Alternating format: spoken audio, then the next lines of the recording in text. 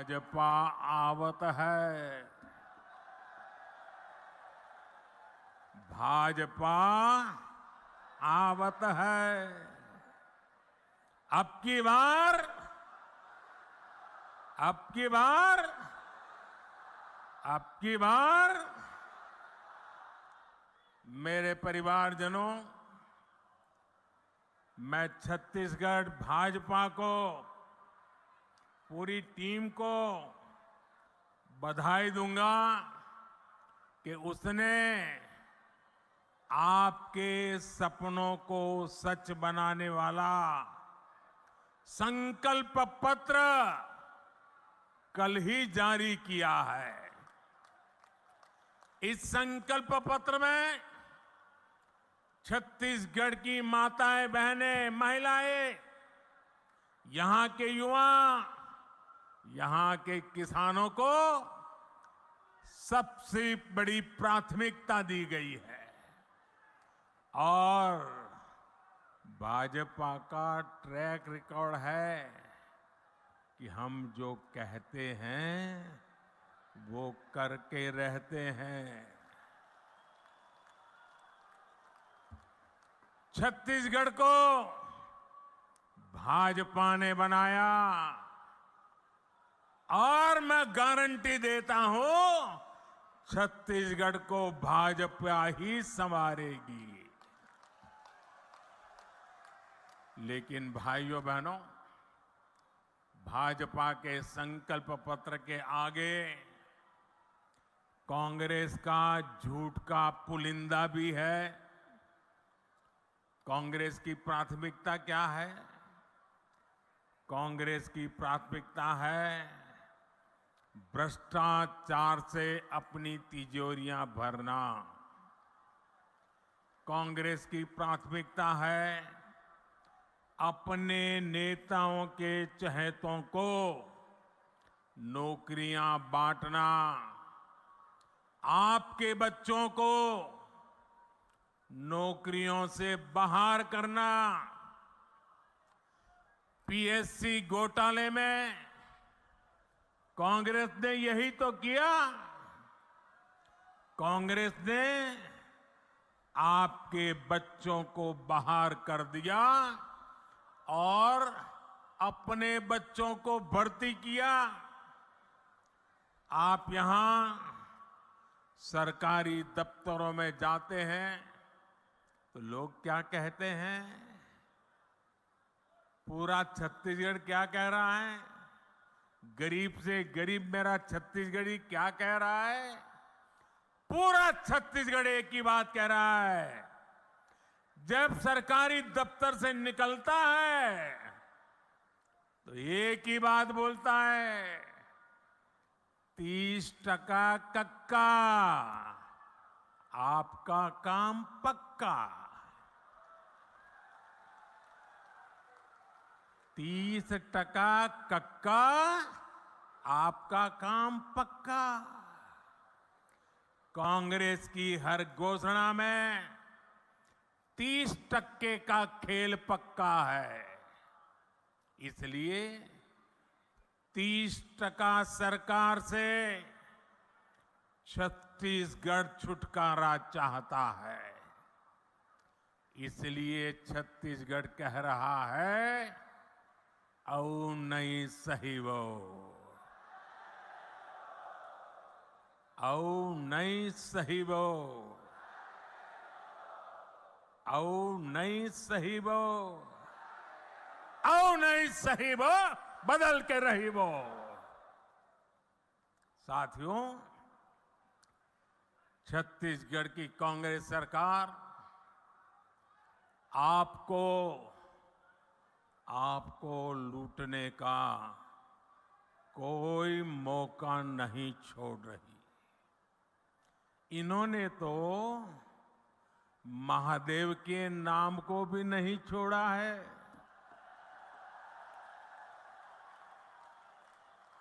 दो दिन पहले ही रायपुर में बहुत बड़ी कार्रवाई हुई है। रुपयों का बहुत बड़ा ढेर मिला है। लोग कह रहे हैं कि ये पैसा सट्टेबाजों का है, जुए का खेल खेलने वालों का है और जो उन्होंने छत्तीसगढ़ के गरीबों को, छत्तीसगढ़ के नौजवानों को, उनको लूट करके जमा किया हुआ है। लूट के इसी पैसे से कांग्रेस नेता अपने घर भर रहे हैं। मीडिया में आ रहा है कि इस पैसे के तार छत्तीसगढ़ के उन तक जा रहे हैं। मालूम है ना किस तक जा रहे हैं, कहां तक पहुंच रहे हैं? छत्तीसगढ़ के लोगों को मालूम है ना कहां तक पहुंच रहे हैं? जरा जोर से बताइए कहां तक पहुंच रहे हैं?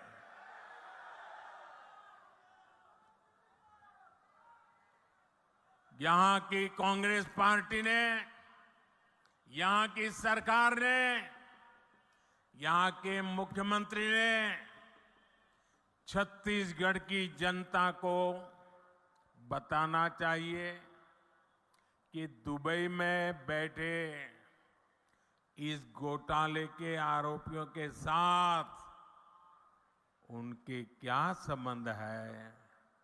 जानना चाहिए कि नहीं जानना चाहिए भाई? जानना चाहिए कि नहीं जानना चाहिए? कुछ तो होगा ना। आखिर क्यों ये पैसा पकड़े जाने के बाद यहां के मुख्यमंत्री बौखला गए हैं, मैदान में उतर आए हैं? और मैंने तो सुना है कि नेता यहां के दबी जबान में हमारे यहां मैसेज पहुंचा रहे हैं, हम भी देख लेंगे, हम भी तुम्हारे यहां कहीं पैसे रखवा दे करके पुलिस भेज देंगे। ये धमकियां किसको दे रहे हो?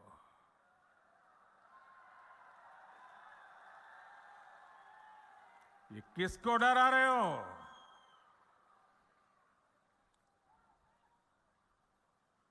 ये जनता है, सब कुछ जानती है।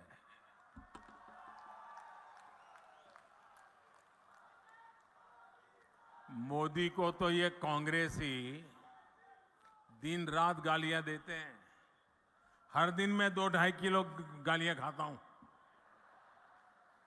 लेकिन यहां के मुख्यमंत्री अब देश की जांच एजेंसियां, देश के सुरक्षा बल, उनको भी गाली देने लगे हैं।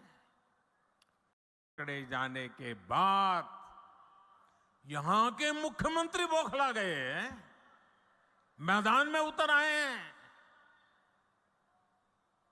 और मैंने तो सुना है कि नेता यहां के दबी जबान में हमारे यहां मैसेज पहुंचा रहे हैं,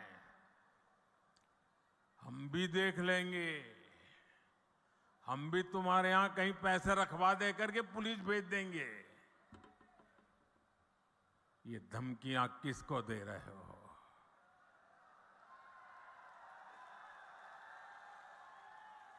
ये किसको डरा रहे हो?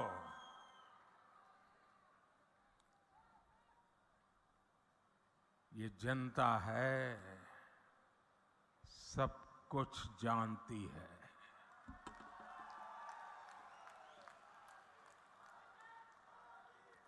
मोदी को तो ये कांग्रेसी दिन रात गालियां देते हैं। हर दिन मैं 2-2.5 किलो गालियां खाता हूं, लेकिन यहां के मुख्यमंत्री अब देश की जांच एजेंसियां, देश के सुरक्षा बल, उनको भी गाली देने लगे हैं। इन साथियों पर भी अनाप शनाप आरोप लगा रहे हैं। लेकिन मैं छत्तीसगढ़ के अपने भाइयों और बहनों को कहूंगा, ये मोदी है, गालियों से डरता नहीं है। भ्रष्टाचारियों का हिसाब करने के लिए ही तो आपने मोदी को दिल्ली भेजा है।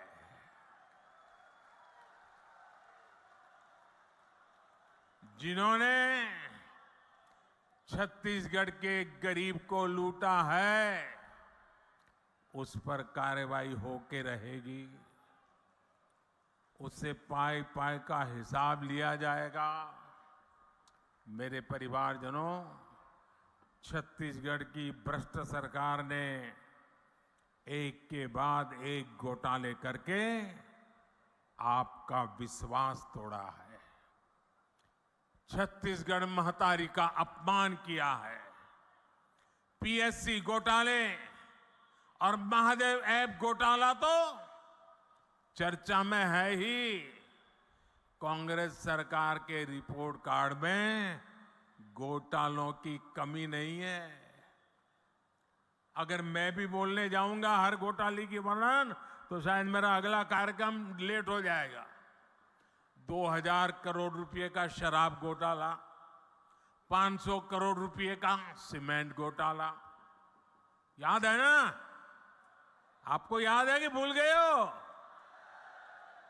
5000 करोड़ रुपए का चावल घोटाला, 1300 करोड़ रुपए का गोठान घोटाला, 700 करोड़ रुपए का डीएमएफ घोटाला, 500 करोड़ रुपए का चावल कस्टम मिलिंग घोटाला, सैकड़ों करोड़ रुपए का कोरोना के सेस का घोटाला। छत्तीसगढ़ को लूटने का कांग्रेस ने कोई भी मौका नहीं छोड़ा है। मैं फिर आपको विश्वास दिलाता हूं, राज्य में भाजपा सरकार बनने के बाद ऐसे घोटालों की सख्ती से जांच की जाएगी।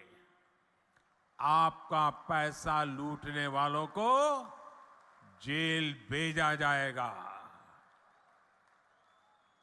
साथियों,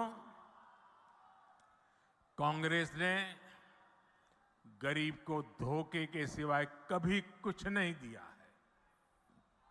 हमारे देश का गरीब गरीबी हटाओ के नारे सुन सुनकर सामाजिक न्याय की थोथी बातें सुन सुनकर थक चुका था और इस वायदे के नाम पर कांग्रेस द्वारा साल दर साल, पीढ़ी दर पीढ़ी देश के गरीबों का भावनात्मक शोषण करते रहे। हर गरीब सोचता था कि कम से कम मेरा बच्चा तो गरीब नहीं रहेगा, लेकिन कांग्रेस के झूठे वायदों ने हमेशा उसे और उसके बच्चों को गरीब बनाकर के ही रखा। इसलिए भारत का गरीब आत्मविश्वास खो रहा था, निराशा के ढेर में दबा जा रहा था। कांग्रेस का सारा खेल सिर्फ और सिर्फ अपने परिवार के लिए और धन्ना सेठों के लिए है। गरीब उसके लिए सिर्फ और सिर्फ एक वोट है। इसलिए कांग्रेस गरीब की कभी कद्र नहीं करती। उसे गरीब का दुख दर्द कभी समझ नहीं आता और इसलिए जब तक कांग्रेस केंद्र सरकार में रही, वो गरीबों के हक का पैसा लूटकर खाती रही, अपने नेताओं की तिजोरी में भरती रही। मेरे भाइयों और बहनों, 2014 में सरकार में आने के बाद आपके इस बेटे ने गरीब कल्याण को अपनी सबसे बड़ी प्राथमिकता बनाया। हमने अपने गरीब भाई बहनों में ये विश्वास पैदा किया कि उनकी गरीबी दूर हो सकती है। वो जो गरीबी में जिंदगी जिए हैं, उनके बच्चों के नसीब में वो गरीबी नहीं रहनी चाहिए। हमने ऐसी ऐसी नीतियां बनाई कि हर गरीब अपनी गरीबी का, उस गरीबी को खात्मा करने का, उस गरीबी को पराजित करने का सबसे बड़ा सिपाही बन करके मोदी का साथी बन गया।